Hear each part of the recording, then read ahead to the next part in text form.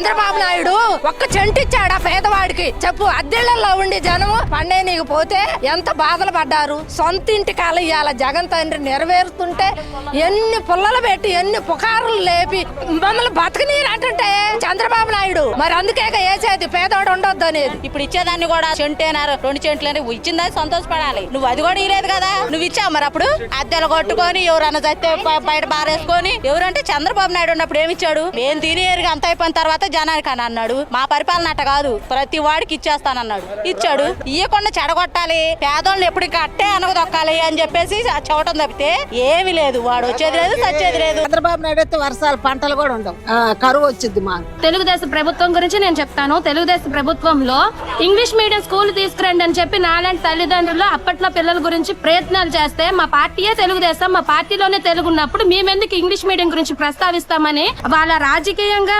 ఆలోచించుకున్నారు తప్ప పిల్లల భవిష్యత్తు ఆలోచించలేదు.